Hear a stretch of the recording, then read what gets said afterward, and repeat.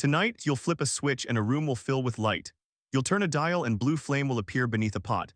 You might light a candle, strike a match, watch a campfire, and you won't think about it, not even for a second. But there was a moment, roughly 1.5 million years ago, when fire meant something completely different. For almost every animal that has ever lived, fire meant one thing: run, run from the heat, run from the smoke, run from the sound. But somewhere on the African continent, one of our ancestors did something strange. It moved closer. That decision may have changed what humans ate, how humans slept, how humans thought, how humans told stories, and maybe what it feels like to be human at all. Because fire didn't just change the world around us. Many scientists believe it changed the world inside our heads. So what actually happened? What was life like before fire? And why, after all this time, do so many people still feel calmer sitting beside a flame? Go back, not hundreds of years, not thousands, millions. Imagine East Africa, open grassland, scattered trees, long dry seasons. Your ancestor is walking through that landscape. Not quite human, but not entirely like anything that came before. The body is changing, longer legs, a larger brain, a smaller gut. Evolution is moving, slowly. But one thing never changes: the sun goes down, and when the sun goes down, the world belongs to something else. The predators can see, you can't. They can hear better, smell better, move better. So when darkness comes, you climb, you wait, you survive. The day ends because it has to. There are no long evenings, no safe gathering places, no quiet hours. Every moment is spent finding food or avoiding becoming food. Some anthropologists have suggested that this may have been one of the great limits on early human life. Not because our ancestors lacked intelligence, but because they lacked time. Culture needs time, teaching needs time. Stories need time, and time was about to arrive, carried by a flame. Archaeology can tell us many things. It can show us burned bone, burned plants, charcoal, ash. It can tell us that ancient humans were using fire at least 1 million years ago and perhaps much earlier. But archaeology cannot tell us about the first time. The first moment someone stood near a fire and didn't leave. Think about that. Lightning strikes. Grasslands burn, animals flee. That is the normal pattern. Then something breaks the pattern. Maybe it was curiosity. Maybe it was hunger. Maybe there were animals caught in the flames, their meat changed by heat, their smell unlike anything our ancestors had known. Some researchers think very early humans may have discovered cooked food before they truly controlled fire itself. Not by making flames, but by finding them. Not by mastering nature, but by paying attention. And almost everything humans have ever built starts the same way. Someone notices something that everyone else walks past. And this is where the story gets strange. There is an idea in anthropology sometimes called pyrrhic apprenticeship. The idea is simple. Before humans learned to make fire, they may have learned to keep it alive. Imagine that world.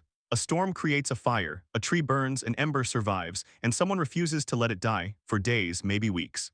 Maybe longer, feeding it, sheltering it, carrying it, protecting it from wind and rain. If it goes out, you cannot simply make another one. You wait for nature to give you fire again. For an enormous stretch of human history, fire may not have felt like a tool. It may have felt like a companion. Something that moved, something that ate, something that had to be fed, something that could die. You were not just using fire. You were keeping it alive. And that changes the relationship completely. You don't own it, you care for it. Most people know the biological story. Cooked food gives more usable calories. Digestion becomes easier. Over many generations, larger brains become possible. The evidence for that is strong. But some researchers believe the biggest change happened after dinner. Because fire did something no other technology had done. It gave humans the night.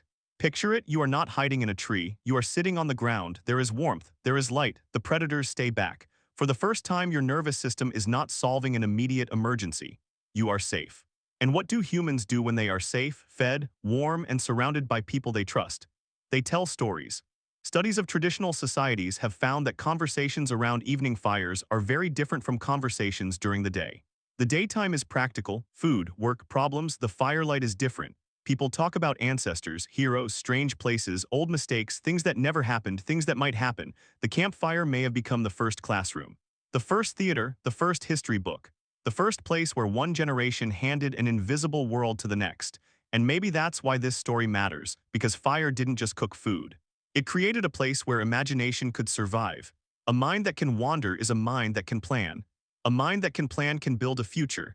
Then one day, another barrier falls. Humans stop waiting for the world to hand them a flame. They learn to create one. The exact moment is lost to history. The exact method is uncertain. But at some point, someone discovers that movement becomes heat, heat becomes ember, and ember becomes fire. If you have ever tried it, you know how difficult it is.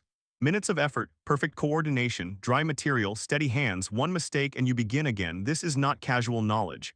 This is a skill that has to be taught.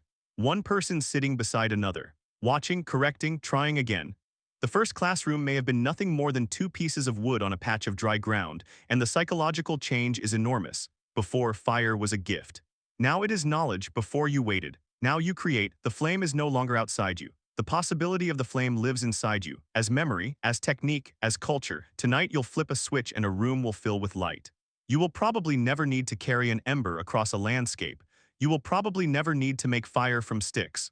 But your nervous system was shaped in a world of firelight.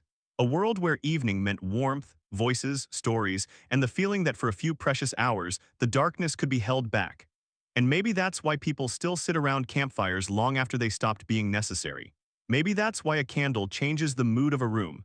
Maybe that's why watching flames can make the mind grow quiet. Some psychologists describe this as a kind of gentle trance, a state of relaxed attention, a very old pattern that never completely disappeared. Technology changed, cities changed, the world changed. But somewhere deep inside, there is still a creature that once looked at a wildfire and made the strangest decision in human history. It stepped closer, and because it did, you inherited more than fire. You inherited the night. You inherited stories. You inherited the idea that knowledge can be carried, protected, and passed on. In a sense, we are all descendants of the first firekeepers. We're just living very, very far from the fire.